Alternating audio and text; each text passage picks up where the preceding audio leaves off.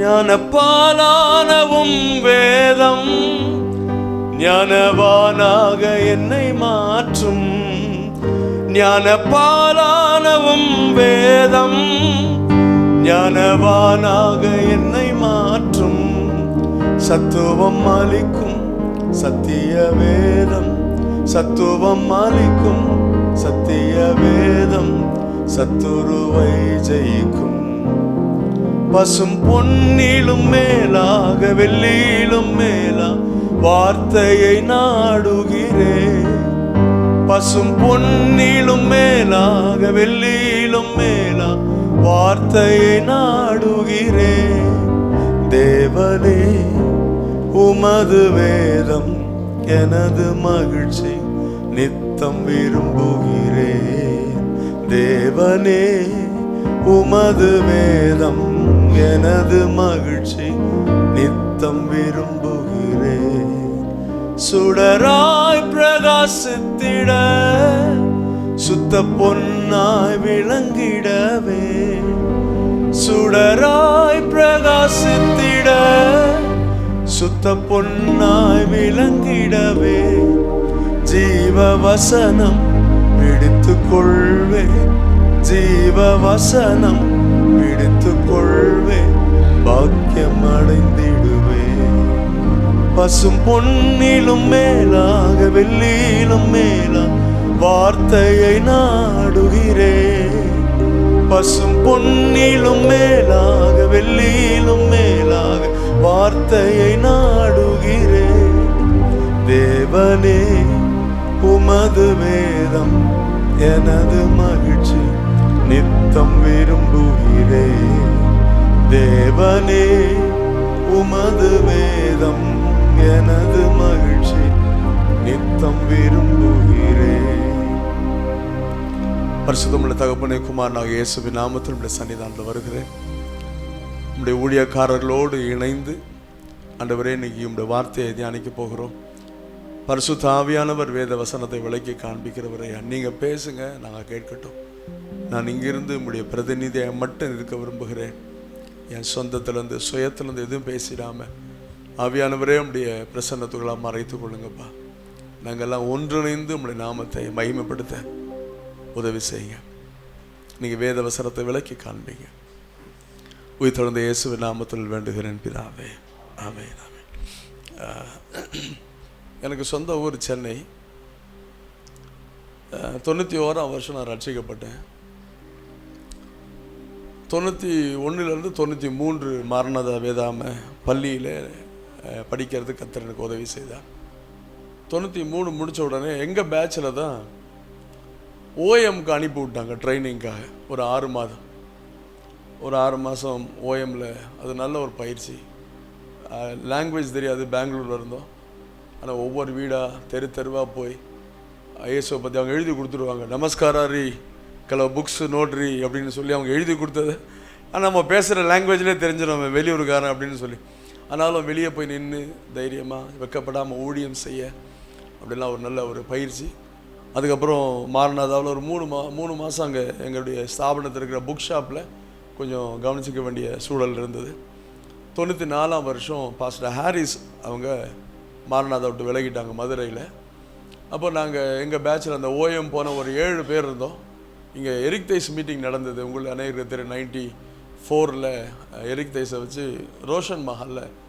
அப்போ நாங்கள் book shop போடுறதுக்காக நான் திருச்சிக்கு வந்திருந்தேன்.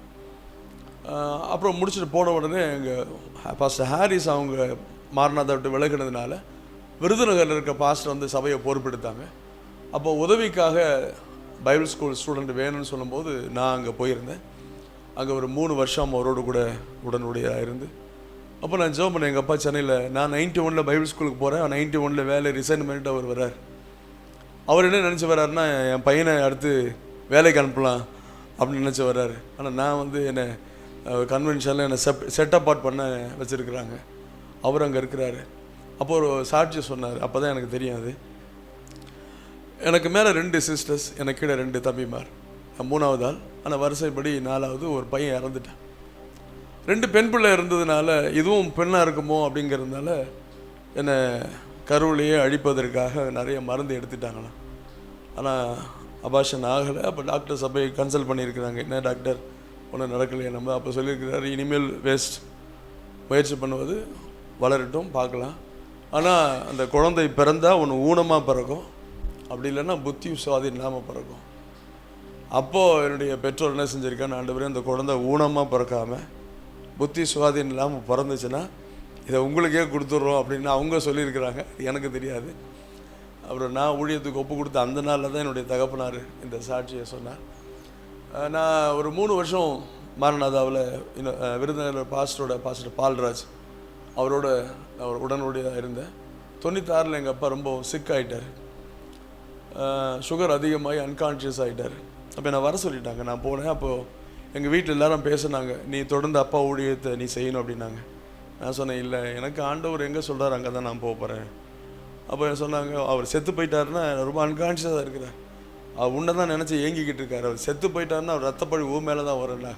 எனக்கு அந்த வார்த்தை ரொம்ப பயமாயிடுச்சு. ஐயோ, செத்து போயிட்டாருன்னா காலமெல்லாம் சுமக்கணுமே அப்படின்னு சொல்லி, ஓகே நான் இருக்கிறேன் அப்படின்னு சொல்லிட்டேன்.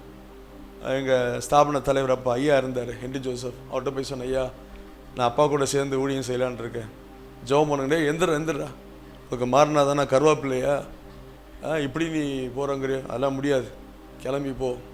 2 அண்ணன், அதாவது ஃபின்னி அண்ணன், அலெக்ஸ் அண்ணன், அவங்க 2 பேரும் ஓகே சொன்னால் தான் நான் ஜெபம் பண்ணேன், கிளம்பி போ அப்படின்னாரு. என்னடா இவங்க அப்படி சொல்லிட்டாங்களேன்னு சொல்லி அதுக்கப்புறம் நாங்கள் என் தகப்பனாவோடு நான் இருக்கும்போது 2 நாள் உபவாசத்தை ஜெபிக்கிற வழக்கம். அப்போ நான் அந்த இளம் பிரயாத்தில் 1 நாள் உபவாசம் விசுவாசிகள் பேரை சொல்லி ஜெபம் பண்ணேன். 1 நாள் எனக்காக நான் ஜெபம் பண்ணேன், ஆர்டர் ஊழியத்தை என்ன நடத்துங்க அப்படின்னு சொல்லி. அப்படி நான் ஜெபம் பண்ணும்போது ஆகஸ்ட் மாதத்தில் 1 நாளாகும் 5:22 கர்த்தர் என்னோடு பேசினார். அதுக்கு முன்னாடி நான் மாரநாதால் ஒரு பாஸ்டரோட உடனுடையராக இருக்கும்போது நிறைய ஜெபம் பண்ணேன். ஆண்டவரே ஒரு இடத்த சொல்லுங்கள், சர்ச்சில் காலையில் வந்தேன்னா ஜெபம் பண்ணிகிட்டே இருப்பேன், அந்நிய பாஷையிலே ஜெபம் பண்ணிகிட்டே இருப்பேன். ஆண்டவர் பேச மாட்டாரா, ஒரு தரிசனம் கிடைக்காதா, சரி தூங்குவோம், அப்படியாச்சும் ஒரு சொப்பனம் கிடைக்குமே, மற்ற ஒன்றும் கிடைக்காது. சரி ஜபத்தில் ஆண்டவரும் பேச வசனமும் வரல, தரிசனமும் வரல, சொப்பனும் வரல, 4 மணிக்கு எந்திரிச்சு போகணும்னு சொல்லி நான் திறந்து போய் என்னுடைய வழக்கமாக வேலை. இப்படியே 3 வருஷங்கள் ஓடிடுச்சு. நான் எங்கே போகிறதுன்னு தெரியல. ஆனால் அந்த நாளில் ஆண்டோடைய எந்த ஊர் எதுவுமே நான் கேட்கல. அந்த வசனம் என்னென்னா, அவர்கள் யுத்தம் தேவனால் நடந்தது, மனுஷரில் 1,00,000 பேரை பிடித்தார்கள். 1 நாளாகவும் 5:22 அந்த பகுதியை பார்த்தீங்கன்னா ஃபுல்லாக இவன் அவனை பார்த்தான்னு அவர் ஆனால் ஸ்கிப் பண்ணவே இல்லை. அப்படியே வாசல் வந்து அந்த இடத்துல வந்து நான் ஆண்டவர் நிறுத்தினார். எப்போ நான் அப்படியே முழுசாக ஒப்பு கொடுத்த, ஆண்டவரே இந்த ஊழியமாக ஒரு யுத்தம் மாதிரி தான்ப்பா, நீங்கள் எங்கே போக சொல்கிறீங்களோ நான் போகிறேன் ஆண்டவரே, உங்கள் பேரை சொல்லி நான் மறிக்க ஆயத்தம்பா அப்படின்னு சொல்லி நான் ஜெபித்த அந்த நாளில் இந்த சர்ச்சில் அந்த ஸ்க்ரீன் இருக்கும், உள்ளே இருந்து அந்த கிட்டார் எடுத்து அப்படியே ஸ்தோத்திரம் பண்ணிக்கிட்டே இருக்கும்போது ஆண்டவர் ஒரு தரிசனத்தை கொடுத்து திருச்சி அப்படின்னு சொன்னார். நான் சந்தேகப்படவே இல்லை, நீங்கள் சொன்னது உண்மையானால் அப்படிலாம் சொல்லவே இல்லை. ஆண்டவர் அதே போல் 97ஆம் வருஷம் மார்ச் மாதம் 8ஆம் தேதி இந்த திருச்சியில் கொண்டு வந்து என்னை இருக்க செய்தார். ஹல்லேலூயா. தனியாக வந்தேன். அப்போ கூட எங்கள் அப்பா சொன்னார், என்னையா இவன் என் கூடயும் இருக்க மாட்டான், உங்கள் கூடயும் இருக்க மாட்டான், விருந்தகரில் உங்கள் கூடயும் இருக்க மாட்டான், என் கூடயும் இருக்க மாட்டான், சம்மந்தம் இல்லாமல் திருச்சிங்கிறானே, அவனுக்கு ஏதாச்சும் அட்வைஸ் பண்ணுங்கள். உனக்கு திருச்சியில் யார் இருக்கா? யாரும் இல்லை. ஏசு என்ன சொல்லியிருக்கிறேன், நீ திருச்சியை கொண்டு போய் விட்டுருங்க. அன்றைக்கி யாரும் இல்லை, ஆனால் இன்றைக்கி சபையிலையும் ஊழியக்காரங்களுக்கு எப்படிப்பட்ட உறவுகளையும் கர்த்தர் கொடுத்துருக்குறார். ஹல்லேலூயா. 97 நான் வந்தது வந்து பொன்மலைப்பட்டியில் ஒரு ரயில்வே காலனி தான் வந்து ஆரம்பித்தோம். 1 மாதம் அங்கேருந்து, அதுக்கப்புறம் ஒரு 11 மாதம் கிராஃபோர்டில் தங்கியிருந்தேன். அதுக்கப்புறம் பாஸ்டர் பான்ஸ்லே, உங்களுக்கு ஒரு சிலருக்கு தெரிஞ்சிருக்கலாம், ஒரு வக்கியக்கார தெருவில் அவர் பாஸ்டர் பான்ஸ்லே அவர்கள் எனக்கு முன்னாடி அவர் ஊழியம் செய்தார். அவர் எனக்கு அவர் லெட்டர் போட்டிருந்தார், என்னை வந்து பாருங்கள் அப்படின்னு சொல்லி. அப்போ சொன்னால், நான் பீகாருக்கு மிஷனரியாக போகிறேன், அந்த சபையை நீங்கள் நடத்துங்க அப்படின்னா.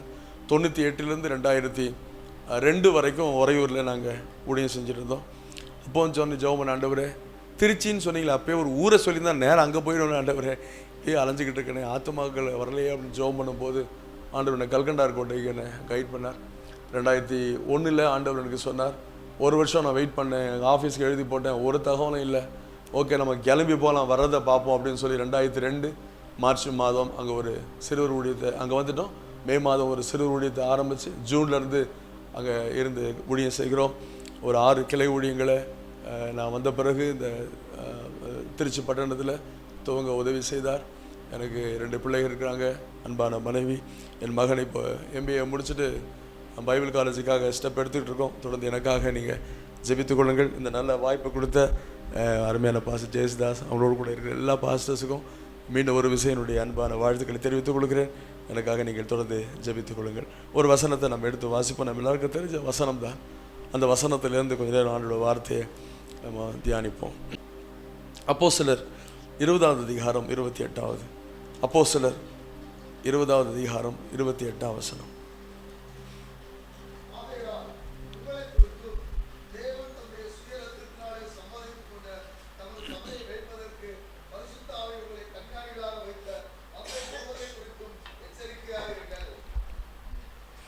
ஓகே, இங்கே நம்ம பார்க்குறோம், ஆகையால் உங்களை குறித்தும் தேவன் தம்முடைய சுய இரத்தத்தினால் சம்பாதித்து கொண்ட தமது சபையை மேய்ப்பதற்கு பரிசுத்த ஆவி உங்களை கண்காணிகளாக வைத்த மந்தை முழுவதையும் குறித்து எச்சரிக்கையாக இருங்கள் அப்படின்னு போட்டிருக்கு இல்லையா?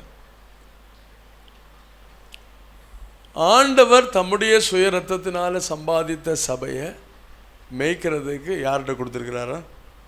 நம்ம கையில் கொடுத்துருக்கிறார். ஹல்லேலூயா, ஹல்லேலூயா, சத்தமா ஹல்லேலூயா. இப்போது இது வந்து மணச்சநல்லூர் தாலுக்கா. இப்போ இல்லை இப்போ பாஸ்டர் தலைவராக இருக்கிறாங்க. இந்த தலைவருக்கு நான் ஒருத்தர் கேட்குறாரு, ஐயா என்ன தலைவராக போட்டுறீங்க அப்படின்னா, ஒருத்தர் தலைவராக வரணும் அப்படின்னா இங்கே ஏதாச்சும் ஒரு க்ரைட்டீரியா வச்சுருக்கீங்களே? குறைஞ்ச இத்தனை ஆண்டுகள் இந்த ஐக்கியத்தில் வரணும், இல்லை இத்தனை வருஷம் அவங்க வந்து ஊழிய அனுபவம் இருக்கணும், இப்படியெல்லாம் இருந்தால் தான் தலைவர் அப்படியே ஒரு பொசிஷனுக்கு வரணும் அப்படின்னு சொன்னேன். நம்ம யோசித்து பாருங்களேன், இயேசுநாதர் அவர் சம்பாதித்த சம்பத்தை நம்மளை நம்பி கொடுத்தாரு. என்ன எக்ஸ்பீரியன்ஸ் இருந்துச்சா? எஸ்னா எஸ், என்னன்னு சொல்லுங்க. இல்லை இல்லை, யோசித்து பாருங்களேன். அப்போது நம்ம வந்து ஒரு பொறுப்பை நம்ம ஒன்று உருவாக்கி வச்சுட்டு அதை கொடுக்கணும் அப்படின்னு சொன்னால் அவங்க மேலே ஒரு நம்பிக்கை வரணும். ஓகே, இவர் என்னை விட சிறப்பாக செய்வார், இவர் கேப்பபிளான பர்சன் தெரிஞ்சால் தான் அந்த பொறுப்பை நம்ம கொடுப்போம். இயேசுநாதர் அவருடைய சுய இரத்தத்தினால் சம்பாதித்து கொண்ட சபையை மேய்ப்பதற்கு, நான் கல்கண்டார் கோட்டையில் இருக்கிற, நீங்கள் மணச்சநல்லூரில், திருச்சியில், ஒவ்வொரு இடத்துலையும் நாம் எல்லாருமே ஒரே எஜமானனுடைய சொத்தை தான் நம்ம மெயின்டைன் பண்ணிக்கிட்டு இருக்கோம். ஹல்லேலூயா சொல்லலாமே. ஹல்லேலூயா, ஹல்லேலூயா. 2014 நான் ஒரு ட்ரஸ்ட் ஒன்று ரெஜிஸ்டர் பண்ணோம். அது வந்து அதாவது சேரிட்டபிள் ட்ரஸ்ட். அப்போது விசுவாசிகளை 7 பேர் நான் மெம்பராக போட்டிருந்தேன். அவங்க எல்லாரையும் ட்ரஸ்டீஸாக போட்டிருந்தேன். அப்போது நானும் என் மனைவியும் அவங்க எல்லார்கிட்டையும் சைன் வாங்கியாச்சு. ரெஜிஸ்டர் ஆஃபீஸ் போயிருந்தோம். அந்த ரெஜிஸ்ட்ரார் வந்து பார்த்திங்கன்னா கிறிஸ்டியன் ஸ்கூலில் படித்தவர். அப்போ அவர் என்கிட்ட கேட்டார், நீங்கள் என்ன செய்ய போகிறீங்கன்னா, அது ஆப்ஜெக்டிவ்ஸ்லாம் போட்டிருந்தோம். அப்போ சொன்னார், இந்த 7 பேர் ட்ரஸ்டியாக போட்டிருக்கீங்களே, எல்லார்ட்டும் ரிசைன் லெட்டரை வாங்கிட்டு அப்புறம் அவங்கள நாமினேட் பண்ணுங்க அப்படின்னாரு. என்ன பண்ணணுமா? ரிசைன் அவங்கள நீங்கள் ட்ரஸ்டியாக இருக்கிறீங்க, நீங்கள் இதை செய்ய போகிறீங்கன்னு சொல்கிறதுக்கு முன்னாடி என்ன பண்ணுங்கிறாரு, ரிசைன் லெட்டர் வாங்கணும். ஏன் அப்படின்னா, மனுஷன் எப்போ ஒரே மாதிரி இருக்க மாட்டேன். அவங்க ஒரு 3 வருஷமாக 5 வருஷமாக நம்ம பீரியட் நம்ம கொடுத்துருப்போம். இல்லை 2வது வருஷமே கொஞ்சம் மக்கார் பண்ணான்னு வச்சுங்களேன், என்ன செய்யலாம்? ரிசைன் லெட்டருக்கு டேட்டை மட்டும் போட்டுட்டு நம்ம ஒரு மீட்டிங் அரேஞ்ச் பண்ணி நம்ம மாற்றி விட்டுடலாம். அப்போ பாருங்கள், ஒரு ட்ரஸ்ட்டில் ஒருத்தர் பொறுப்பாக போடணும் அப்படின்னாலே முதல்ல என்ன லெட்டர் வாங்கணுமா? ஏசுநாதர் நம்மகிட்ட ரிசைன் லெட்டர் வாங்கிட்டு கொடுத்துருக்கிறாரு. அவருடைய சொந்த இரத்தத்தினால சம்பாதித்த சொத்தையே கண்காணிக்கும்படியா பரிசுத்த ஆவியானவர் நம்ம உண்மை உள்ளவன் என்று எண்ணி வைத்திருக்கிறார். ஹல்லேலூயா, ஹல்லேலூயா.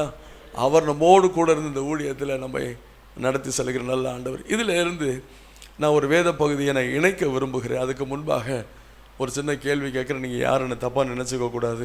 நீ வந்து எங்கிட்ட கேள்வி கேட்குறியா, எங்களுக்கு தெரியாத பதிலாக அப்படி யாரும் நினச்சிடாதீங்க. என்னோட கூட நீங்கள் இணைந்து கொள்ளுங்கள். ஏன் இந்த மேய்ப்பு பணியை இங்கே போட்டிருக்கு இல்லையா? ஆகையால் உங்களை குறித்தும் தேவன் தம்முடைய சுய இரத்தத்தினாலே சம்பாதித்து கொண்ட தமது சபையை மேய்ப்பதற்கு மந்தையை அவர் சம்பாதித்த மந்தையை மேய்ப்பதற்கு பரிசுத்த ஆவியானவர் நம்மை கண்காணியா ஓவர் சேரா பொறுப்பாளராக வச்சிருக்கிறார்.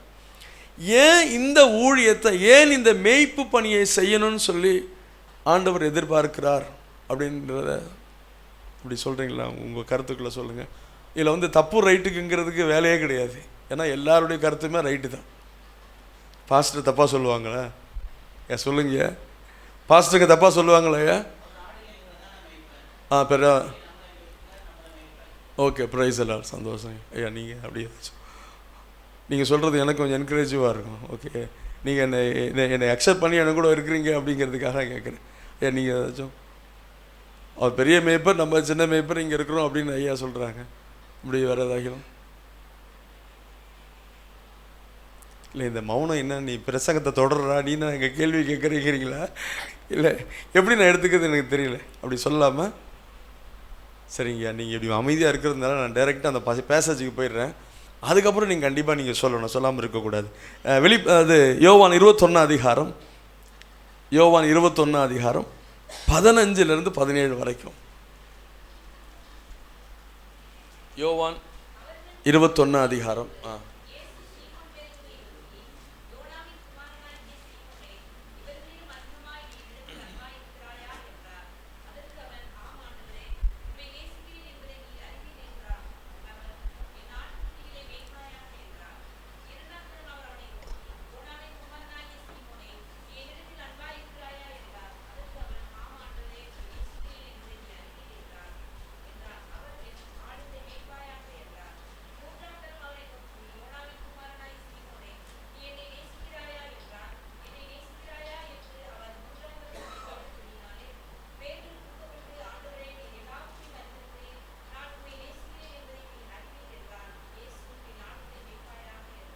சரி, இந்த 15 16 17 இப்போ சொல்லுங்கள், ஏன் இந்த மேய்ப்பு பணியை நம்ம செய்யணும்னு ஆண்டவர் எதிர்பார்க்குறார்?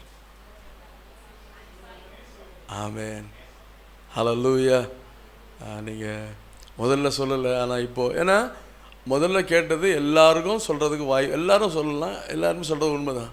பட் இந்த பகுதியை நம்ம வாசிக்கும்போது பார்த்தீங்கன்னா, மறுதலித்து போன அந்த பேதுரு, he was not worthy to be a pastor or a leader. ஏன்னா என்னைக்காவது நீங்களும் நானும் இயேசு தெரியாமல் சத்தியம் பண்ணியிருக்கிறோமா? நம்ம சத்தியம் பண்ணதும் இல்லை, சபிக்கவும் இல்லை. ஆனால் அந்த மனுஷன் என்ன பண்ணான்னு போட்டிருக்கா, சத்தியம் பண்ணவும் சபிக்கவும் தொடங்கினான். ஆனால் அந்த மனுஷன் வாழ்க்கையில் ஏற்பட்ட அந்த மாற்றம் தான் திரும்ப இயேசு அவரை சந்தித்து அவர் சொல்கிற விஷயம், என்னை நேசிக்கிறாயா? நம்ம ஆமாண்டவரே, நான் உண்மை நேசிக்கிறேன். நீ என்னை நேசிக்கிற அப்படின்னா நீ ஆட்டுக்குட்டிகளை மேய்ப்பாயாக, திரும்பவும் என் ஆடுகளை மேய்ப்பாயாக, திரும்பவும் என் ஆடுகளை மேய்ப்பாயாக. அதனால் இன்றைக்கி நீங்களும் நானும் இங்கே ஊழியக்காரராக இருக்கிறோம் அப்படின்னா இது ஒரு பொசிஷன் கிடையாது. இது யாரோ நமக்கு கொடுத்தது இல்லை. நான் ஏன் அது சின்ன சபையோ பெரிய சபையோ சின்ன பாஸ்டர், இன்றைக்கி சின்ன பெரியங்கிறது எதை வச்சு அடையாளம் பண்ணுறாங்க? எதை வச்சு அடையாளப்படுத்துகிறார்கள்? பணம் தான். பணம் இருந்தால் அவர் பெரிய பாஸ்டர், பில்டிங் இருந்தால் பெரிய பாஸ்டர், கார் வச்சுருந்தா பெரிய பாஸ்டர். இதெல்லாம் ஆண்டவர் பார்க்குறாருன்னா இல்லை. ஆண்டவர் என்ன பார்க்குறாருன்னா எஸ். அதனால் அப்படி இருக்கிறவங்களாம் இன்னும் குறைவு அப்படின்னு நான் இங்கே சொல்ல வரல. இப்போ நாம் எப்படி யோசிக்கணும் அப்படின்னா, ஆண்டவரே நீங்கள் எனக்கு இந்த ஊழியத்தை தந்திருக்கிறீங்க, நாம் அவரவர் தேவன் நமக்கு தந்த தரிசனத்தில் கர்த்தர் கொடுத்த இடத்துல நம்ம நின்று ஊழியம் செய்து கொண்டிருக்கிறோம். நான் ஏன் இதை செய்கிறேன் அப்படின்னா, நான் இந்த அளவுக்கு நான் ஆண்டவரை நேசிக்கிறேன் அப்படிங்கிறத விளங்க செய்வதற்காக கர்த்தர் இந்த மேய்ப்பு பணி எனக்கு தந்திருக்கிறார். எத்தனை பேர் ஒத்துக்கிறீங்க? ஹல்லேலூயா, ஹல்லேலூயா. ஆண்டவர் எந்த அளவுக்கு நம்ம நேசிக்கிறோம். பேதுருக்கிட்ட நீ என்னை இவர் எல்லாவற்றும் அதிகமாக நேசிக்கிறார். ஆமாண்டவரே, நான் உண்மை நேசிக்கிறேன். அப்போ என் ஆட்டுக்குட்டிகளை மேய்ப்பாயாக. நீ என்னை நேசிக்கிறாயா? ஆமாண்டவரே. அப்போ ஆண்டு சொன்ன ஆடுகளை மேய்ப்பாயாக. கர்த்தர் நம்ம கையில் தந்திருக்க ஒவ்வொரு சின்ன பிள்ளைங்க முதற்கொண்டு முதிர்ந்த வயது வரைக்கிற ஒவ்வொரு ஆடுகளையும் மேய்க்கும்படி நம்ம நம்பி கொடுத்துருக்கிறார். ஏன்னா நான் இந்த ஆடுகளை மேய்க்கிறது நான் ஆண்டவர் மேலே வச்சிருக்கிற அன்பை வெளிப்படுத்துவதற்காக. ஹல்லேலூயா. உயிரை எடுக்குது சனியை, ஏன் தான் நிற்குதோ அப்படின்னு சொல்வதற்காக இல்லை. இருக்கும் அப்படிலாம் ஆளுங்க இருப்பாங்க, ஒரே தொந்தரவு பேசினால கழுத்தை அறுக்குது.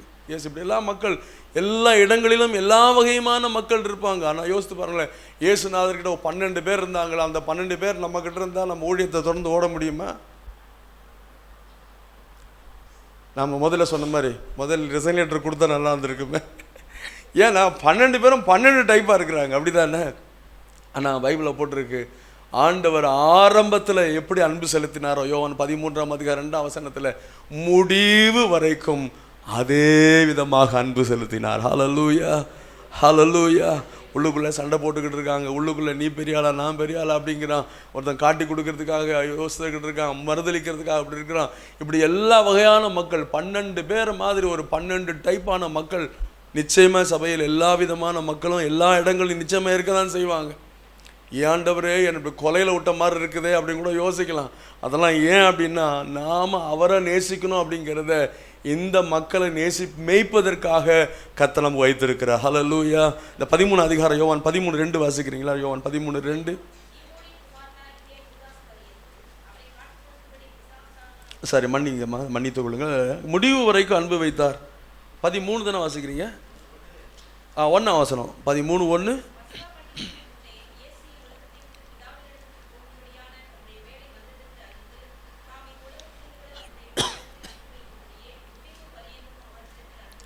பாருங்களேன், இங்கே போட்டிருக்கு, இயேசு இவ்வுலகத்தை விட்டு பிதாவினிடத்திற்கு போகும்படியான தம்முடைய வேலை வந்ததென்று அறிந்து இயேசு இவ்வுலகத்தில் இருக்கிற தம்முடையவரிடத்தில் அன்பு வைத்தபடியே.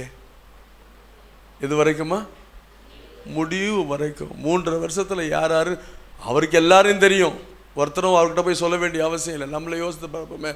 அப்போ நம்ம கையில் சின்ன ஆடு, சின்ன பிறந்த குழந்தையிலேருந்து முதிர்ந்த வயது வரைக்கும் ஒவ்வொருத்தரை பார்க்கும்பொழுது, ஆண்டவர் இவர்களுக்கு நான் ஊழியம் செய்யும்படி இவர்களை மேய்ப்பதற்கு என்கிட்ட கொடுத்துருக்குறீங்க. காரணம், நம்ம எவ்வளவு நேசிக்கிறேன் அப்படிங்கிறத இவங்களுக்கு நான் ஊழியம் செய்வது மூலமாக அதை நான் விளங்க பண்ணுவேன். ஹல்லேலூயா, ஹல்லேலூயா. ஒரு நாள் ஊழியத்தை நம்ம தளர்ந்து போகக்கூடாது. நம்ம தளர்ந்து போன நேரங்கள் வரும், துவண்டு போன நேரங்கள் இருக்கும், எல்லாம் நம்ம கடந்து போயிட்டே இருக்கோம்.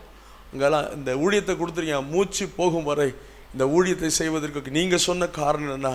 என்னை நேசிக்கிறாயா என் ஆட்டுக்குட்டியை மேய், என்னை நேசிக்கிறாயா என் ஆடுகளை மேய், என்னை நேசிக்கிறாயா என் ஆடுகளை மேய், என் ஆடுகளை மேய், என் ஆடுகளை மேய்ன்னு சொல்லி இயேசு சொன்ன அந்த வார்த்தையை நாம் நினைவு கூறுவோம். இந்த 3 வார்த்தையிலிருந்து தான் நான் தொடர்ந்து நான் கொஞ்ச நேரம் கூட பேச விரும்புகிறேன். அந்த முதல் வார்த்தையை 15ஆம் வசனத்தை வாசிக்கிறேன். இங்கிலீஷில் எனக்கு யாராவது வாசித்தா நல்லாயிருக்கும். நான் வாசிக்கிறேன். When they had finished eating, Jesus said to Simon Peter, Simon, son of John, do you love me more than this? Yes, Lord, he said, you know that I love you. Jesus said, feed my lambs. அப்படிங்கிறார். மேய்க்கிறது அப்படிங்கிறத என்ன வார்த்தை சொல்கிறாரு? Feet. ஆட்டுக்குட்டியை, இந்த lames அப்படின்னும் போது 12 months பிலோ. ஆடு அப்படின்னும் போது 12 மாதத்துக்கு மேலே அப்படின்னு அங்கே சொல்லப்பட்டிருக்கு. அப்போது இன்றைக்கி கர்த்தர் நம்ம கையில் கொடுத்துருக்கிறார், என் ஆட்டுக்குட்டிகளை நீ போஷிப்பாயாக. இந்த மெசேஜை நான் ஆயத்தப்படுத்தும் போது நான் அப்படி என்னை யோசித்து பார்த்தேன். நான் பெந்தோகோஸ்தே சபையில் தான் வளர்ந்தேன், ஏசிஏ சபையில். 5 வயசு, அதாவது 5ஆம் கிளாஸ் படிக்கிற வரைக்கும், 6th வரைக்கும் நான் சென்னையில் இருந்தேன். 7th ஓசூர் போயிட்டோம். அப்போ அந்த சர்ச்சில் இருக்கும்போது நீங்கள் கூட அப்படி சின்ன பிள்ளைகளாக நீங்கள் ஆலயத்தில் இருக்கும்போது உங்களுக்கு அது நினைவு இருக்கும். அந்த 6th ஸ்டாண்டர்ட் 10 வயசு 11 வயசு வரைக்கும் பாஸ்டர் பிரசங்கம் பண்ணும்போது வசனத்தை குறிப்பெடுத்து ரெஃபரன்ஸ் எடுத்துகிட்டு இருப்பாங்களே, என்ன செய்கிறாங்க சொல்லுங்கள் பிள்ளைகள்? கண்டிப்பாக விளையாண்டுட்டு தான் இருப்பாங்க. எனக்கு என்ன ஞாபகம் வந்துச்சு இதை நான் எடுக்கும்போது, அப்போது புதிய ஏற்பாடை ஒரு அட்டை போட்ட கிதியோன் பைபிள் இருக்கும், எல்லோரும் கையில் கொடுத்துருவாங்க.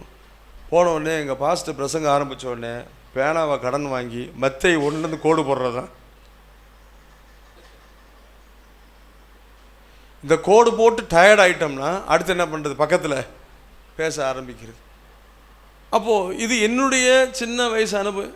இப்பவும் பார்த்தாலும் நீங்கள் அப்படி தான் இருக்குது, வேறு மாதிரி இருக்கிறாங்க. அப்போது இந்த சின்ன பிள்ளைகளை போஷிக்க வேண்டிய பொறுப்பு யார் கையில் இருக்குது? சபைக்கில் பாஸ்டர்ஸ் கையில் இருக்குது. ஹல்லேலூயா. நீ என் ஆடுகளை, என் ஆட்டுக்குட்டிகளை மேய்ப்பாயாக அப்படின்னும் போது, ஐயோ இது பெரிய தொந்தரவாக இருக்கும்போது எல்லாம் கூட்டுப்போ வந்தால் தொலைச்சி போடுவேன். நான் சபை இது வரைக்கும் ஒரே ஒரு முறை தான் அப்படி ஒரு பிள்ளையை நான் அதட்டினேன். பசங்க விளையாண்டுட்டு இருப்பாங்க, போவாங்க. 2 பேர் என்கிட்ட சொன்னாங்க, ஏன் உங்கள் பையனை கூட்டு வரல? வாலிப பசங்களாம் வந்துட்டாங்க, ஏன் சபைக்கு வரல அப்படின்னும் போது அவங்க சொன்னாங்க, நாங்கள் முதல்ல ஒரு இடத்துக்கு போயிட்டு இருந்தோம், தூரமாக இருந்துச்சு. அவரும் என்கிட்ட வந்தாங்க. அவர் வந்து பசங்களை அடி வெளுத்துட்டு வரான், கையிலே இருக்குமா. ஐயோ அங்கே போனால், ஏன்னா அந்த பசங்க வந்து விளையாடுவாங்க, அடி விழுந்துருமே அப்படிங்கிறதுனால வராமல் இருந்தாங்க. பசங்களை கூப்பிட்டே வரல. அம்மா அப்பா விசுவாசி, ஆனால் பையன் அவன் வாலிப வயசில் சபைக்கே வரல. அந்த அம்மா அழுகுறான். அன்னைக்கு விட்டுட்டு வந்தாச்சு, இப்போ வான்னா வரமாட்டேங்கிறான். இது ஒன்று. இன்னொன்று என்னென்னா, பையன் இடையூறாக இருக்கிறான் அப்படிங்கிறதுக்காக விட்டுட்டு வந்துட்டாங்க. அப்போ யோசித்து பாருங்களேன். அப்போது நம்ம ஆண்டவர் இன்றைக்கி நம்ம கையில் நம்முடைய சபையை கர்த்தர் அவருடைய மந்தை நம்ம கையில் கொடுத்துருக்கும் போது எல்லாருமே வந்து வெல் மெச்சூர்டாக வந்து உட்காந்துருக்குல்ல. யோசித்து பாருங்கள். ஒரு பாஸ்டர் வந்து எப்படி பிரசங்கம் பண்ண வேண்டியது இருக்குன்னா, இந்த 1ஆம் கிளாஸ்லேருந்து 10th வரையும் ஒரு ஸ்கூலில் ஸ்டூடெண்ட் உட்காந்துருந்தா அந்த வார்த்தையர் என்ன பண்ண வேண்டியது இருக்கும்? எல்லாத்தையும் கலந்தான் பேசணும். உட்காந்து எப்பொழுது நான் அதை பேச போகிறேன், இவருடைய அதை சொல்லுகிறது, அதில் அங்கே கிரேக்கத்தில் எதை சொல்லுகிறது, லத்தீனில் எதை சொல்லுகிறது, டஸ் புசு டம் டும்னு பேசிக்கிட்டே இருந்தால் என்ன பண்ணுவாங்க? என்னடா ஒன்றும் புரியல, இப்படிங்கிறாங்க எப்படிங்கிறாங்க பண்ணு.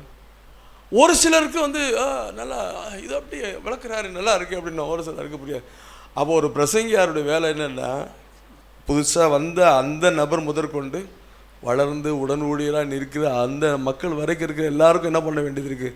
கொடுக்க வேண்டியது இருக்குது. அப்போ இந்த இடத்துல நான் என்ன ஃபோக்கஸ் பண்ண விரும்புகிறேன், நான் என்ன புரிஞ்சுக்கிட்டேன் அப்படின்னா, நம்ம கையில் இருக்கிற, நம்ம நம்பி கொடுத்துருக்கிற சபையில் இருக்கிற சிறு பிள்ளைகளை போஷிக்கிற பொறுப்பை கர்த்தர் சபைக்கு கொடுத்துருக்கிறார். ஹல்லேலூயா. யார் கொடுத்துருக்கிறார்? சபை. அதே மாதிரி இன்னொன்று யோசித்தேன். நான் என்னுடைய 5th படிக்கும்போது நான் அபிஷேகம் பெற்றேன். அதுக்கு காரணம் சபை தான். VBS நடக்கும் 5வது நாள். ஆமாம், அந்த அந்த அந்த எண்டு கடைசி நாளில் லவ் ஃபீஸ்ட் ஒன்று வச்சு அன்றைக்கி சாப்பாடு போட்டுட்டு அன்றைக்கி ஒரு மிஷினரி ஸ்டோரியை சொல்லிவிட்டு அன்றைக்கி அந்த பிள்ளைகளை ஜபத்தில் நடத்துவாங்க, ஆண்டவருடைய அன்புக்குள்ளே நடத்துவாங்க. அந்த அந்த வயசில் பார்த்திங்கன்னா அபிஷேகம் பெற்று தரிசனம் பார்த்து நல்லா ஃபயராக இருக்க கர்த்தர் உதவி செய்தார். அப்போது சபையில் உட்காந்துருக்கும் போது பிரசங்கம் எனக்கு ஏறலை, ஆனால் VBSல உட்காந்துருக்கும் போது அது எனக்கு பிரயோஜனமாக இருக்குது. அப்போது நீங்கள் கூட உங்கள் சண்டே சர்வீஸில் அப்படி ஒரு பகுதியை பிரித்து நடத்துவீங்கன்னு நான் நினைக்கிறேன். சிறுவர்களுக்காக அப்படி ஏதாச்சும் முயற்சி எடுத்துருக்கிற பாஸ்டர்ஸ் ஐயா, நீங்கள் என்ன செய்கிறீங்க? என்ன மாதிரி டைம் ஒதுக்குறீங்க?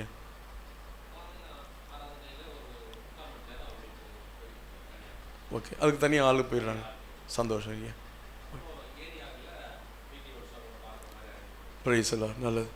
ஆக்சுவலாக இப்படி நம்ம அதுக்கு என்ன புரிய போகுது? இல்லை இல்லை இல்லை, அது கண்டிப்பாக புரியும். ஏன்னா நம்ம இப்போது சினிமா பாட்டில் ரோட்டில் அது இதில் ஒளிபெருக்கில் போடிக்கிட்டே இருப்பாங்க, கல்யாணம் வந்தால் பாடிக்கிட்டே இருப்பாங்க. அந்த பிள்ளைகளுக்கு யாராவது உட்காந்து வா வா நான் சொல்லி கொடுக்குறாங்கிறாங்களே, அப்படியே அது போயிட்டு பாடிக்கிட்டே ஓடுது. அதுக்கு அர்த்தம் புரியுதா புரியல அதெல்லாம் இல்லை, அது கேட்க கேட்க அந்த வாயில் அப்படியே அது அது சொல்லிக்கிட்டே இருக்குது. அப்போ நம்ம இந்த பிள்ளைகள்லாம் புரியாது, வரட்டும் பார்த்துக்கலாம். இல்லை இல்லை, அந்த பிள்ளைகளுக்கு புரிகிற விதமாக. அப்போது சபையினுடைய பொறுப்பு. இங்கே ஆண்டவர் சொன்னார், என்ன நேசிக்கிறியா? ஆட்டுக்குட்டிகளை மேய்ப்பாயாக. அதனால் இது வந்து ஒரு நாள் நம்ம நான் ஒரு பாஸ்டர், நான் போய் சண்டே கிளாஸ் நடத்தணுமா? அந்த பிள்ளைகளுக்கு போய் நான் கதை சொல்லணுமா? இல்லை, நீங்கள் பிள்ளைகளுக்கு முன்னாடி நீங்கள் நின்றுங்களேன், ஹாய் குட்டீஸ், நான் நீங்கள் கதை சொல்லப்போ ரெடியாக இருக்கிறீங்களான்னா அதுக்கு அப்படி ரொம்ப சந்தோஷமாக பார்க்க. கதை கேட்க ஆசையா? சத்தம் தொலைச்சி போடு எல்லாம் பேசணுன்னா அப்படியே முழிச்சிக்கிட்டு இருக்கும். நம்ம போய் செய்யணுங்கிற அவசியம் இல்லை. ஒருவேளை ஆள் இல்லைன்னா நம்ம செய்கிறதுக்கும் தயங்கவே கூடாது. ஹல்லேலூயா. பாருங்க, ஒரு டீ கடை நடத்துகிற ஒரு டீ மாஸ்டர்லாம் கடையை மூடிட்டு போகிறதில்ல. தெரிஞ்சவர் என்ன பண்ணிடுறாரு, டக்கு நின்று வாங்க சுகர் இல்லாமையா போட்டு 2 சுகர் எல்லாம் போட்டு டக்குன்னு ஆற்றி விட்டுருக்கேன். நம்ம வந்து எதிலும் குறைஞ்ச ஆள் கிடையாது. கர்த்தர் நம்ம எல்லா வருஷமும் அவர் கிருபையை நிறைச்சி வச்சிருக்கிறார். ஹல்லேலூயா. இவங்க இல்லை அவங்க இல்லை ஊழியம் நின்றுச்சுங்கிறதுக்கு வேலை இல்லை. கர்த்தர் எல்லா இடத்தையும் நிரப்ப கர்த்தர் நமக்கு கிருபை தருகிறார்.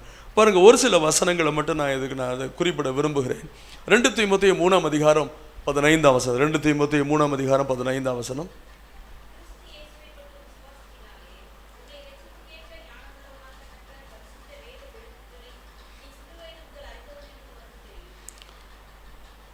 இந்த வேத எழுத்துக்கள் எந்த வயசில் தான்? சிறு வயது முதல். கிறிஸ்து இயேசுவை பற்றும் விசுவாசத்தினாலே உன்னை ரட்சிப்புக்கேற்ற ஞானம் உள்ளவனாக்கத்தக்க பரிசுத்த வேத எழுத்துக்களை உன் சிறு வயது முதல் நீ அறிந்தவர் என்று உனக்கு தெரியும். அப்போ ரட்சிப்புக்கேற்ற ஞானம் உள்ளவனாக்குகிற வேத வசனத்தை கண்டிப்பாக சபையில் இருக்கிற சிறு பிள்ளைகள், நம்ம யூத்துக்காக தனியாக ஒரு மீட்டிங் வைக்கிறோம், அதே போல் இந்த சிறு பிள்ளைகளை கர்த்தர் நம்மை நம்பி கொடுத்துருக்க அந்த யங் ஜெனரேஷன், பைபிளில் போட்டிருக்கு நியாயாதிபதியில் 1 அதிகாரத்தில், ஆண்டவரை அறியாத ஒரு சந்ததி அந்த கூட்டத்தில் தான், அந்த இஸ்ரவேல் கூட்டத்தில் தான் வந்துச்சு. காரணம் என்னென்னா அவங்க மேலே கவனம் வைக்காததுனால. இன்றைக்கி சபைக்குள்ளே கர்த்தர் நமக்கு ஒரு மந்தையை கொடுத்துருக்கிறார். குட்டி பிள்ளைங்க, சின்ன பிள்ளைங்க உள்ள, அவங்கள்ட்ட நம்ம செலவு பண்ணுறது வந்து வேஸ்ட்டு, ஒரு நாள் நினச்சிட வேண்டாம். அதற்கான ஆட்களை நம்ம ஏற்படுத்துவோம். நம்ம வீட்டில் இருக்கிற ஆளை ஏற்படுத்தலாம். சபையில் யார் அதில் ரொம்ப இன்ட்ரெஸ்டாக இருக்க அவங்கள ஏற்படுத்தலாம். அவங்களோட கூட நேரத்தை செலவு பண்ணி அவங்களுக்கான ஒரு வருஷத்திற்கான ஒரு பாடத்திட்டத்தை ரெடி பண்ணும் பொழுது ஒரு ஆரோக்கியமான ஒரு சபையில், ஆரோக்கியமான பிள்ளைகளாக சபையில் பிள்ளைகள் வளருவார்கள். ஹல்லேலூயா. அப்படி உங்கள் சர்ச்சில் சண்டே கிளாஸ் எடுக்கிற ஆளை நீங்கள் மானிட்டர் பண்ணுங்கள். போன வாரம் என்ன கதை சொன்னேன் அப்படின்னு கேளுங்களேன்.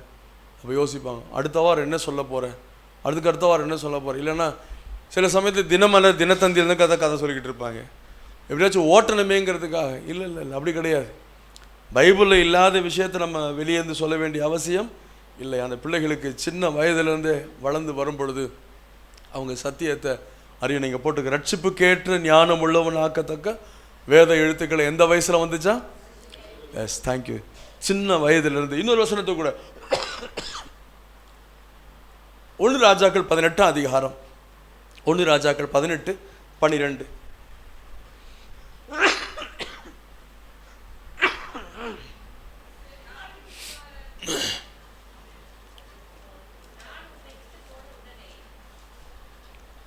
வாசிங்களேன்.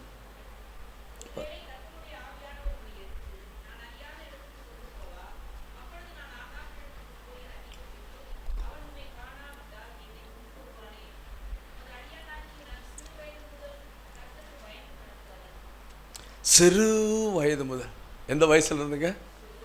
சிறு வயது முதல் அடியான் கர்த்தருக்கு பயந்து நடக்கிறவன். ஆனால் ராஜா யாரு?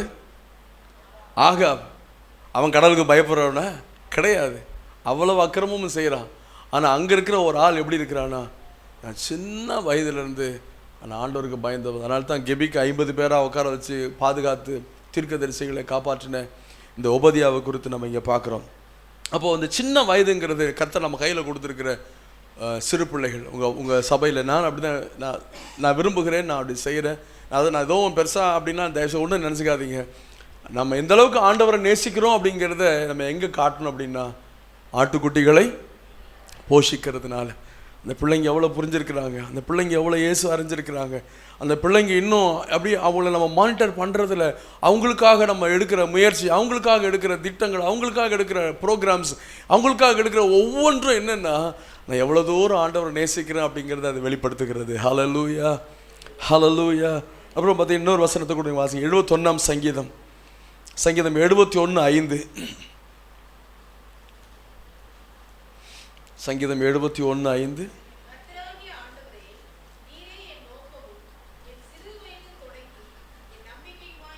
பாருங்க, சின்ன வயது முதற்கொண்டு என் நம்பிக்கை யார் அப்படின்னா ஆண்டவர் தான் அப்படிங்கிறார். ஹல்லேலூயா.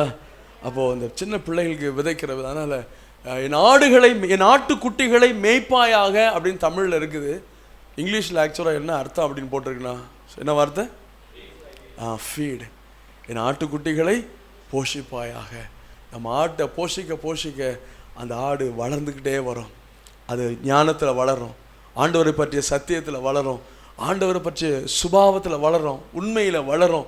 இதெல்லாம் இங்கே இருக்குன்னா அது நம்ம நினைச்சலாம், ஒரு நாள் தானே இங்கே வருது, மற்ற நாள் தானே அம்மா அப்பா தான் பார்க்கணும். உண்மைதான்.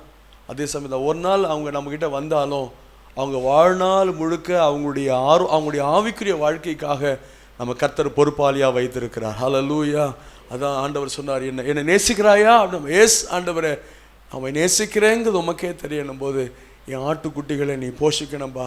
அப்போ நம்முடைய சபையில் இருக்கிற நம்முடைய குடும்பங்கள் இருக்கிறதான சிறு பிள்ளைகளை போஷித்து அவங்கள கர்த்தருக்கேற்ற பக்தியில் வளர செய்கிறது. 78ஆம் சங்கீதத்திலையும் இப்படி அவங்க திரும்ப அவங்க சொல்லிக்கிட்டே இருந்ததை குறித்து அவர் சொல்கிறார். 78ஆம் சங்கீதத்தில், சங்கீதம் 78 3 வாசிக்கிறீங்களா?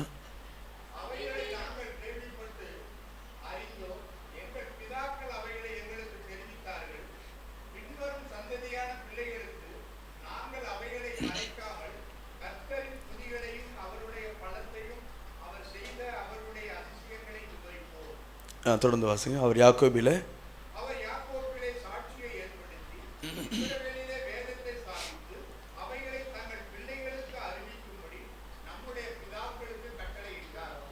ஓகே. இங்கே பார்த்தீங்கன்னா இந்த பிள்ளைகளுக்கு என்னெல்லாம் அவங்க சொல்கிறாங்கன்னா, கர்த்தருடைய துதிகளை அவங்க சொல்கிறாங்களாம், பலத்தை சொல்கிறாங்களாம், அதிசயங்களை விவரித்து சொல்கிறாங்களாம், வேதத்தை ஸ்தாபித்து பிள்ளைகளுக்கு அறிவிக்கும்படி அப்படிங்கிறனால அவங்களுக்கு என்னெல்லாம் போய் சேரணுமோ அதையெல்லாம் கொண்டு போய் சேர்த்துடணும். இப்போ சபைக்குள்ளே இருக்கிற பிள்ளைகளை நம்ம யோசிக்க, உள்ளே இருக்க பிள்ளைகளுக்காகவும் வெளியே இருக்க பிள்ளைகளுக்காகவும் நாம் இப்படிப்பட்ட ஒரு கரிசனையோடு நம்ம பணியாற்றுவது ஆண்டவர் எவ்வளவு நேசிக்கிறோம் அப்படிங்கிறத கர்த்தர் நமக்கு உணர்த்துகிறார். ஹல்லேலூயா. என் ஆடுகளை, என் ஆட்டுக்குட்டிகளை நீ போஷிப்பாயாக அப்படிங்கிற கர்த்தர் நம்ம கையில் கொடுத்து எல்லா சின்ன பிள்ளைகளையும் வசனத்தினால, ஆண்டவர் அறிகிற அறிவினால, திவ்ய சுபாவத்தினால் அவங்க வளர்கிறதுக்காக நம்ம போஷிக்கிற அந்த ஸ்டெப் இருக்குது பாருங்கள். இப்படி யோசித்து பாருங்களேன். மோசே எபிரேயன், ஆனால் எங்கே வளர்கிறார்? எகிப்திலே வளர்கிறார். அவருடைய தோற்றம் என்னவாக தெரிகிறது? எகிப்தியனாக தான் தெரிகிறது. அந்த எத்ரோவுடைய பிள்ளைங்க என்ன சொல்கிறாங்கன்னா, மேய்ப்பர்கள் சண்டை போடும்போது ஒரு எகிப்தியன் தான் எங்களை காப்பாற்றணும். அப்போது மோசேவுடைய தோற்றம் எகிப்தியன், மோசே வளர்ந்தது ஒரு எகிப்து, ஆனால் உள்ளுக்குள்ளே இருந்தது எல்லாமே யாருதான்? ஒரு எபிரேயன். அப்போது நம்ம பிள்ளைகள் இந்த உலகத்தில் வாழ்ந்தாலும் எங்கே போனாலும் அவங்க ஆண்டவர் பிள்ளைகள். அது எதனால் வந்துச்சு அப்படின்னா, அவங்க அம்மா தான் அவளை பால் ஊட்டி வளர்த்தா.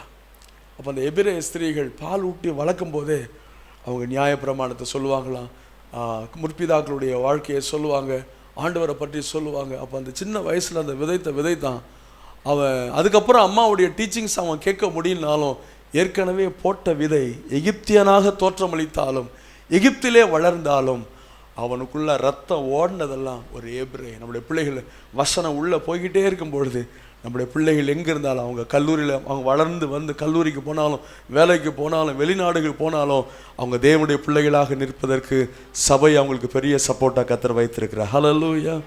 ஞானபாலானவும் வேதம் ஞானவானாக என்னை மாற்றும். ஞானபாலானவும் வேதம் ஞானவானாக என்னை மாற்றும். சத்துவம் அளிக்கும் சத்திய வேதம், சத்துவம் அளிக்கும் சத்திய வேதம், சத்துருவை ஜெயிக்கும். இது 2 வார்த்தை எல்லாருக்கும் ஈஸியாக தான்.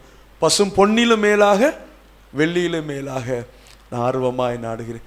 பசும் பொன்னிலும் மேலாக, எல்லாம் சேர்ந்து சொல்லுங்க.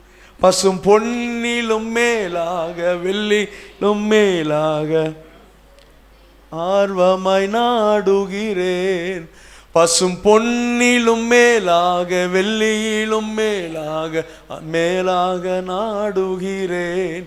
தேவனே உமது வேதம் எனது மகிழ்ச்சி, நித்தம் விரும்புகிறேன்.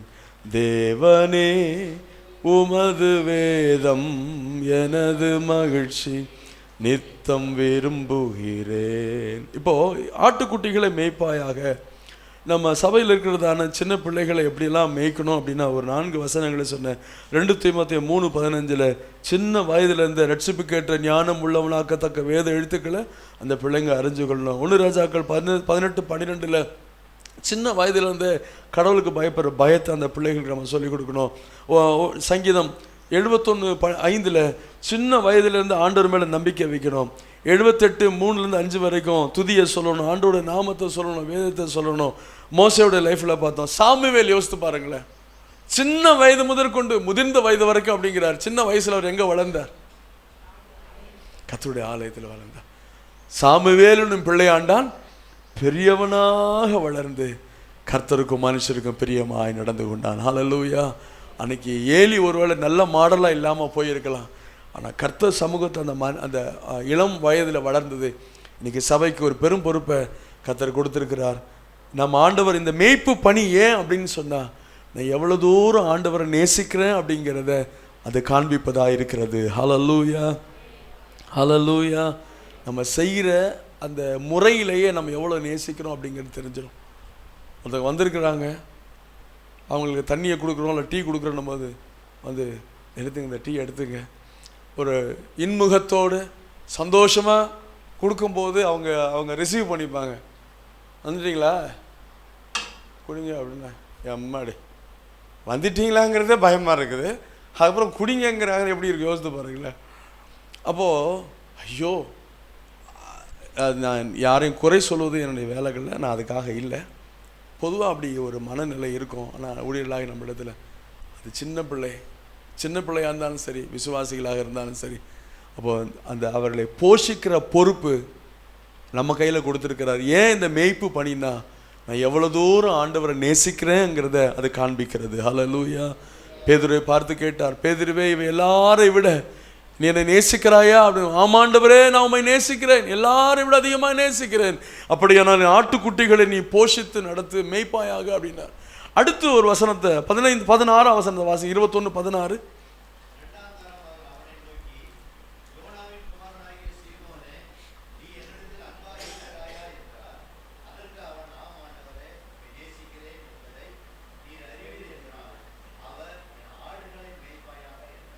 ஆமே. 2வது முறையும் ஆண்டவர் கேட்கும்போது பேதுரு சொல்கிறாரு, ஆமாம் ஆண்டவரே, நான் உம்மை நேசிக்கிறேன் அப்படிங்கிற. அப்போ ஆண்டவர் என்ன சொன்னார்னா, இங்கேயும் ஆண்டவர் சொல்கிறாரு, என் ஆடுகளை மேய்ப்பாயாக அப்படின்னு. நான் இங்கிலீஷில் வாசிக்கிறேன். Again Jesus said, Simon son of John, do you love me? He answered, yes Lord, you know that I love you. Jesus said, take care of my sheep அப்படிங்கிறார். என்ன சொல்கிறாரு? என் ஆடுகளை நீ பராமரிக்கணும் அப்படிங்கிறார். யோசித்து பாருங்களேன், அந்த வார்த்தையை ரொம்ப மேய்த்தல் என்பது நம்ம அது தப்பு கிடையாது. அந்த வார்த்தை இன்னும் கொஞ்சம் புரிந்து கொள்வதற்காக. அப்போ ஏன் இந்த மேய்ப்பு பணி அப்படின்னா, நான் எவ்வளோ தூரம் ஆண்டவரை நேசிக்கிறேன் அப்படிங்கிறத காண்பிக்கிறதற்கு கர்த்தர் எனக்கு முன்பாக எனக்கு மந்தையை கொடுத்துருக்கிறார். ஹல்லேலூயா. அந்த மந்தையில் சின்ன ஆடு இருக்கும், பெரிய ஆடு இருக்கும், பலமுள்ள ஆடு இருக்கும், பலவீனமான ஆடு இருக்கும், கொழுத்த ஆடு இருக்கும், மெலிந்த ஆடு இருக்கும், எல்லாருக்கும் எல்லாம் சேர்ந்து தான். இதெல்லாம் என் கையில் கொடுத்தது நோக்கம் என்னென்னா, நான் எந்த அளவுக்கு நேசிக்கிறேன் அப்படிங்கிறத காண்பிப்பதற்காக, அவளோடு கூட உறவாடுவதற்காக, நேரத்தை செலவு பண்ணுவதற்காக அவளை பராமரிப்பது. அப்போ இந்த இடத்துல இயேசு கிறிஸ்து 2வது முறை பேதுருவை பார்த்து, என்னை நேசிக்கிறாயா அப்படின்னும் போது பேதுரு சொன்ன வார்த்தை, ஆமாண்டவரே, நான் உம்மை நேசிக்கிறேன் என்பதை நீர் அறிவீர் என்றால், அவர் என் ஆடுகளை மேய்ப்பாயாக. இந்த ஆடுகளை மேய்ப்பாயாக அப்படிங்கிறத எப்படி எடுத்துக்கணும்னா, Jesus said, take care of my sheep அப்படிங்கிறார். ஹல்லேலூயா. என் ஆடுகளை நீ பராமரி அப்படிங்கிறார், பராமரி அப்படிங்கிறார். அப்போ நம்முடைய ஆடுகள், நம்ம கர்த்தர் நம்ம கோயிலுக்கு எடுத்துருக்க எல்லா ஆடுகளை குறித்த எல்லா ஆடுகளையும் பராமரி அப்படின்னு சொன்னார்னா, அதுக்கேற்ற பலனையும் அதற்கேற்ற ஞானத்தையும் அதற்கேற்ற தேவைகள் எல்லாம் அவர் ஒருவரே சந்திக்க வல்லவராக இருக்கிறார். ஹல்லேலூயா, ஹல்லேலூயா. சில சமயத்தை ஊழியக்காரன் சொல்லுவாங்க, எனக்கு மட்டும் 1 கோடி ரூபாய் கிடைக்கட்டுமே, கையில் 1 கோடி கொடுத்தீங்கண்ணே, அன்னைக்கு 1 கோடிங்க, நீங்கள் 10 கோடி, இதை வச்சு என்ன செய்கிறதுனே எனக்கு புரியல அப்படிம்பாங்க. பணத்தை வச்சு ஊழியம் செய்யலான்னா நம்ம தோற்று போயிடுவோம். கர்த்தர் கொடுத்த தரிசனத்தை வச்சு நம்ம காலிட்டு எடுத்து வச்சோம்னா அவர் எல்லா தேவைகளையும் சந்திக்க வல்லவராக இருக்கிறார். ஹல்லேலூயா, ஹல்லேலூயா. வானமும் பூமியும் அவருடையது, பொன்னும் வெள்ளியும் அவருடையது, எல்லாம் அவருடையது. அவருக்குள்ளே எல்லாம் இருக்கிறது. அவருக்கு எது நமக்கு தேவையோ அதை நிறைவாய் சம்பூர்ணமாய் தர அவர் வல்லவராக இருக்கிறார்.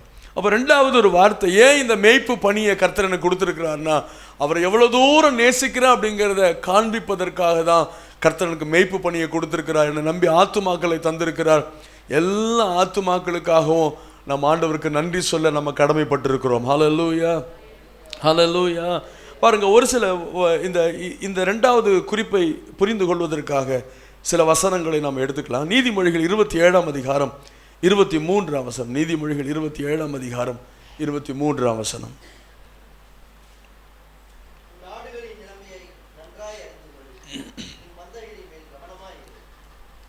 ஆமென். தொடர்ந்து வாசிட்டு வரீங்களா?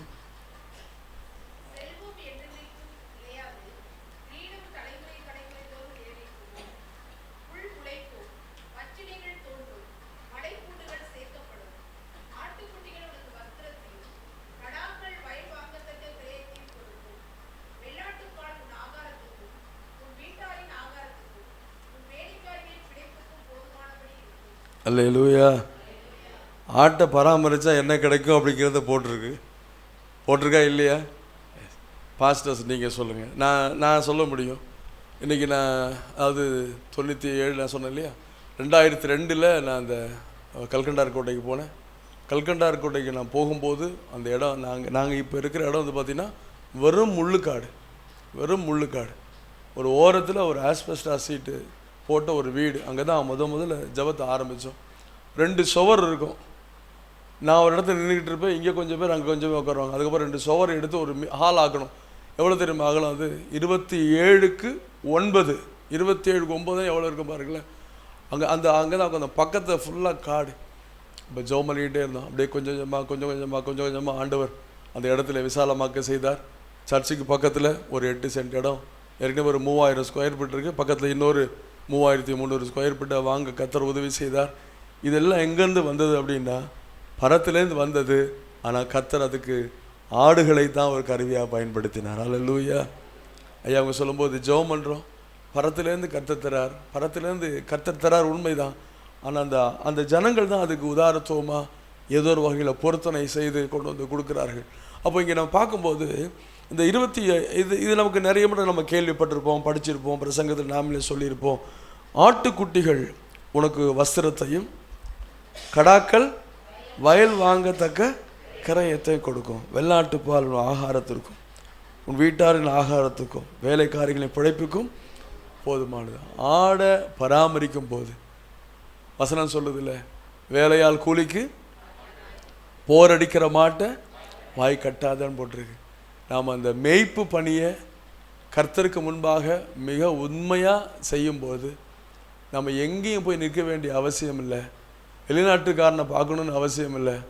அட்ரஸை தேடி போகணுன்னு அவசியம் இல்லை. கர்த்தர் தரிசனத்தை கொடுத்தாருன்னா, என்னுடைய நம்பிக்கை அதுதான், நம்ம எல்லாருடைய நம்பிக்கை அதுதான். கர்த்தர் தரிசனத்தை பரத்திலிருந்து ஆண்டவர் கொடுக்கலன்னா ஒருத்தரும் ஒரு நயா பைசா கொடுக்கவே மாட்டாங்க. அல்லேலூயா. ஆண்டவர் கொடுக்கணும்னு பிளான் பண்ணிட்டாருன்னா ஒரு ஆளாலும் அதை தடை பண்ணவே முடியாது. அல்லேலூயா. நமக்கு தேவைகள் யாராலும் இருக்கலாம், ஆனால் அந்த தேவைகளில் போய் நம்ம சிக்கிக்கொள்ளாமல், ஆண்டவர் நீங்கள் தந்த தரிசனப்பா, நீங்கள் தந்த ஊழியப்பா, நீங்கள் தந்ததுப்பா அப்படின்னு சொல்லி நம்ம முன்னாடி நிற்கும் போது, கர்த்தர் நம்ம கொடுத்துருக்க அந்த மந்தையை மேய்க்கும் போது கர்த்தர் நம்ம நிறைவாக ஆசீர்வதிப்பார். அல்லேலூயா. நான் அந்த 2000 நீங்கள் கேள்விப்பட்டிருப்பீங்க, பைபிள் லீக் அப்படிங்கிற ஒரு ஸ்தாபனம் சர்ச் பிளான்டர்ஸ் ட்ரைனிங்னு கொடுத்தது. எத்தனை பேர் அதை பற்றி கேள்விப்பட்டீங்க? நம்ம ராபர்ட் ஐயா நாங்களாம் ஒரே பேட்சில் 2000 படித்தோம். 2001 அங்கே போகும்போது தான் கல்கண்டார் கோட்டையை நான் டார்கெட் ஏரியாவை வச்சு 2002 அந்த ஊழியத்தை ஆரம்பிக்க எனக்கு உதவி. அந்த பயிற்சி ரொம்ப சிறப்பான பயிற்சி. சபை எப்படி ஆரம்பிக்கலாம், செல் குரூப் எப்படி ஆரம்பிக்கலாம்னு சொல்லி கொடுத்தாங்க. அப்போ அங்கே இருக்கும்போது என்னை ஒரு வாலண்டியராக அவங்க இருக்க சொன்னாங்க. நீங்கள் வாரத்தை ஒரு 3 நாள் மட்டும் இந்த மாதிரி ஸ்டூடெண்ட்ஸை விசிட் பண்ணுங்க அப்படின்னாங்க. அப்போது ஒரு சின்ன உதவி தொகை கொடுத்தாங்க. அது எனக்கு ரொம்ப உதவியாக இருந்தது. நான் சொல்கிறது 2000ஆவது வருஷத்தில். ஆனால் காலப்போக்கில் பார்த்திங்கன்னா நான் அதிலே ரொம்ப ஓடுற மாதிரி ஆகிப்போச்சு. அப்புறம் ஒரு கட்டத்தில் நான் சொன்னேன், இல்லையா நான் என்னுடைய சபையை பார்க்கணும், நான் இதுலேருந்து விளைவிக்கிறேன் அப்படின்னேன். அப்போ கூட இருந்தவங்க சொன்னாங்க, என்னய்யா ஒரு நல்ல சப்போர்ட்டை விட்டுட்டு போயிட்டீங்களே அப்படின்னு. அப்போ அவங்கள்ட்ட சொன்னேன், எனக்கு தட்டில் இருக்கிற சோறை விட வயல்லேருந்து வர நெல் தான் முக்கியம் அப்படின்னு சொன்னேன். அப்படி தானே ஐயா? என் உழைப்பை வயலில் போட்டேன்னா வயல்லேருந்து கர்த்தர் என்ன செய்வார்? நெல்மணிகள் வரும். என் உழைப்பை தட்டில் இருக்கிற சோத்துக்காக அங்கே நான் போயிருந்தேன்னா அது நிறுத்தினேன். ஏன்னா அது ஊழியம் தான். பட் ஆனால் என்னால் ஒரு குறிப்பிட்ட காலம் வரைக்கும் என் ஊழியம் பாதிக்கப்படுது அப்படின்னு தெரிஞ்ச உடனே அதிலேருந்து நான் ரிசைன் பண்ணி வாலண்டியராக வெளியே வந்துட்டேன்னு வச்சுங்களேன். எனக்கு ஒரு ஆதாயம் இருந்தாலும் கூட மந்தையை பராமரிக்கிற எண்ணம் எனக்குள்ளே இருந்தபோது அந்த நிகழ்வுக்கு அப்புறம் ஆத்துமாக்களை சபையில் கர்த்தர் பெருக செய்தார். நிச்சயமாக நம்ம போடுற முயற்சிக்கு தக்க பலனை ஆண்டவர் தர வல்லவராக இருக்கிறார். ஹல்லேலூயா. அவன் அவனுடைய கிரியைக்கு தக்க பலன். இங்கே போட்டிருக்கு 27ஆம் வசனத்தில், கொஞ்சம் சொல்லிடுறேன். உன் ஆடுகளின் நிலைமையை நன்றாய் அறிந்து கொள், உன் மந்தைகள் மேல் கவனமாயிரு.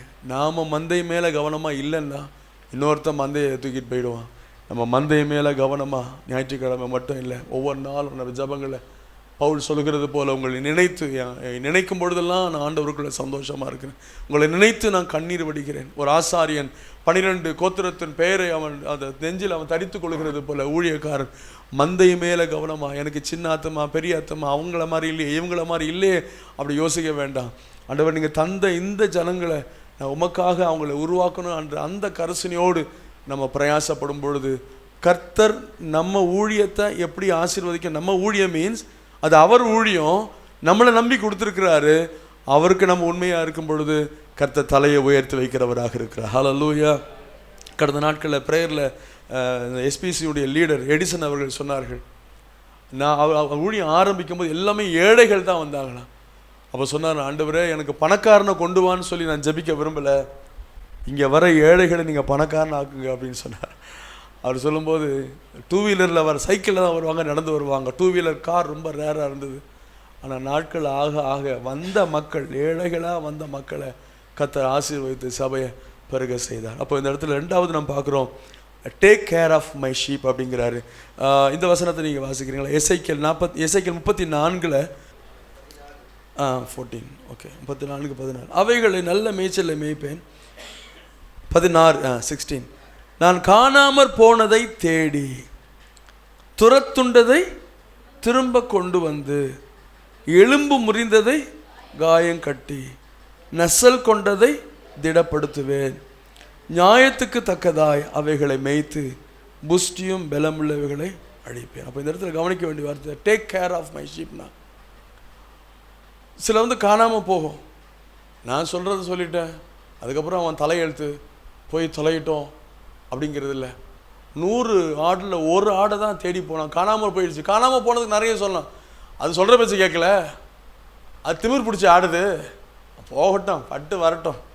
இல்லை ஏற்று சொல்லுவோம் இல்லை 99 நீதிமான்களை விட அந்த அப்போது நம்ம சபையில் எங்கே வரல யார் வரல அப்படின்னும் போது எப்படியாக ஆண்டவரே அவங்களை கொண்டு வந்து சேர்க்கணுமே. ஏன்னா பவுல் சொல்கிறாரு, கிறிஸ்து வரும்பொழுது எனக்கு மகிமையாக இருக்கிறவங்க சபையார் தான் அப்படிங்கிறார். ஹல்லேலூயா. கிறிஸ்து வரும்பொழுது எனக்கு மகிமையின் கிரீடமா, மகிமையின் கிரீடமா, நம்பிக்கையா, சந்தோஷமா. அப்போது காணாமல் போனதை திரும்ப கொண்டு வரணுமா, துரத்துண்டதை திரும்ப கொண்டு. இங்கே பார்த்தீங்கன்னா துரத்துண்டது அப்படின்னும் போது நீங்கள் பின்னாடி வாசித்தீங்கன்னா சில பலமுள்ள ஆடுகள் இருக்கும், மிரட்டுற ஆடு இருக்கும். நீங்கள் ஒருத்தவங்களை கூப்பிட்டு ஜெபம் பண்ணுங்கன்னு சொல்லுவீங்க, அவங்க ஜெபம் பண்ணுவான், பெருசாக ஜெபம் பண்ணி கிழிச்சிட்டாங்க, இவ ஜெபம் பண்ணலாம் ஒன்றுமே நடக்காதா அப்படிம்பாங்க. அடுத்து பார்த்தீங்கன்னா அவங்க வரவே மாட்டாங்க.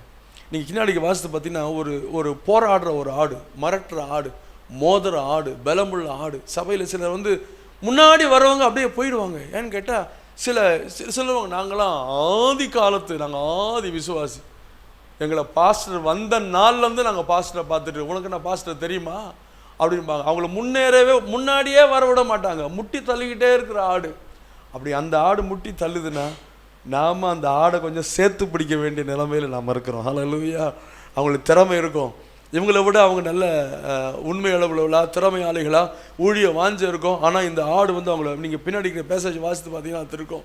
ஆனால் நம்ம என்ன செய்யணும்னா துரத்துண்டதை என்ன பண்ணணுமா, வா வா வா கர்த்தர் நான் அவன் கூட இருக்கேன், கர்த்தர் உனக்கு கிருபையை தந்திருக்கிறார், நீங்கள் செயல்படுங்க. பராமரிக்கிற ஒரு மெய்ப்பனாக நம்ம இங்கே வாசிக்கிறோம்.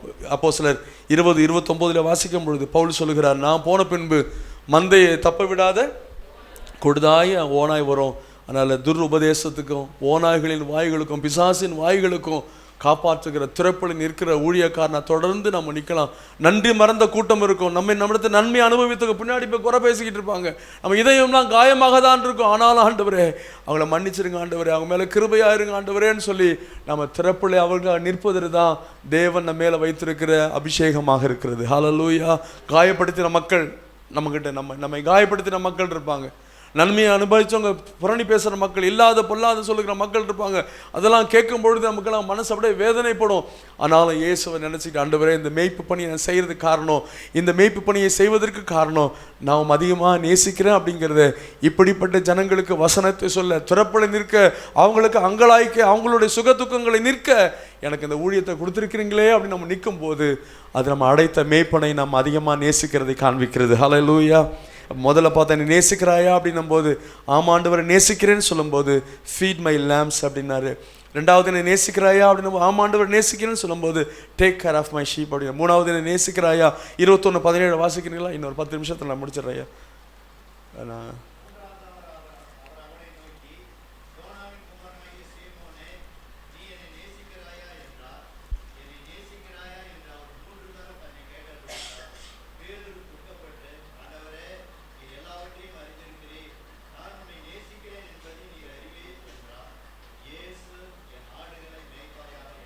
ஆமாம். இங்கே 3 இடத்துலையுமே மேய்ப்பாயாகன்னு தான் வருகிறது. பட் ஆனால் இங்கிலீஷில் சின்ன டிஃப்ரெண்ட் வருது.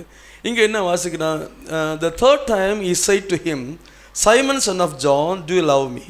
Peter was hurt because Jesus asked him the third time, do you love me? He said, Lord, you know all things, you know that I love you. Jesus said, feed my sheep அப்படிங்கிறார். என்ன சொல்கிறாருங்க?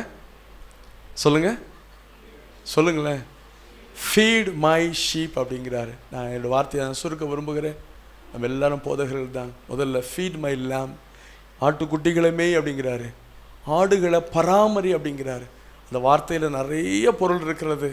நீங்கள் அதை தயவுசெய்து நீங்கள் அதை அப்படியே நீங்கள் உள்வாங்கிக்கொள்ள. மூணாவது ஃபீட் மை லேம்ஸ். 1 பேதுரு 2வது அதிகாரம் 3ஆம் வசனத்தை வாசிக்கும் பொழுது, நீங்கள் வளரும்படி புதிதாய் பிறந்த குழந்தைகளைப் போல கலங்கமே இல்லாத ஞான பாலின் மேல் வாஞ்சியாயிருங்கள். எப்போ ஒருவர் வளருவார் என்று சொன்னால், ஆகாரம் போனாதான் அவங்க என்ன பண்ணுவாங்க? வளருவார்கள்.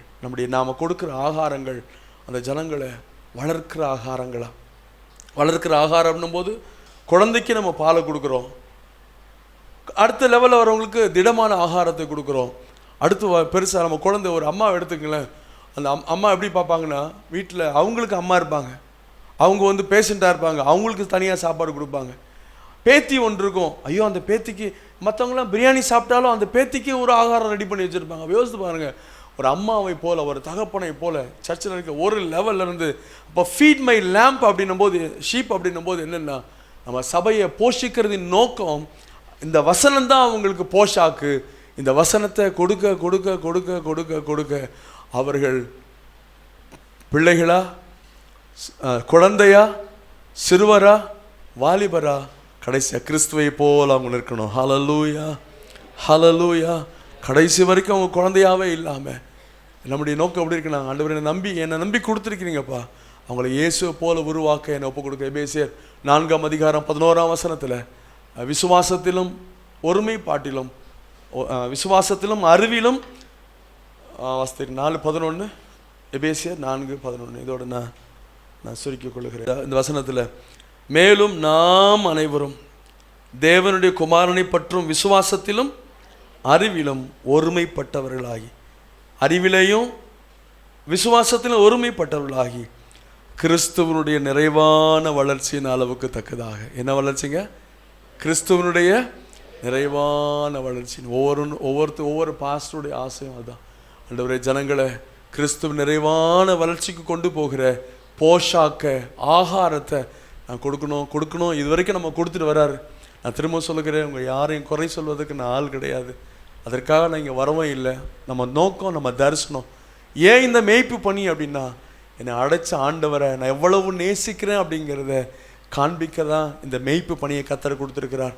நம்ம கையில் எத்தனை ஆத்துமாக்கள் இருந்தாலும் அத்தனை ஆத்துமாக்கள் மேலேயும் நம்ம எடுக்கிற அந்த முயற்சி, ஆட்டுக்குட்டிகளை போஷித்து, ஆடுகளை பராமரித்து, ஆடுகளை போஷிக்கிறது நோக்கம் என்னென்னா, அவர்களை வளர்ச்சிக்கு நேராக கொண்டு போகும்.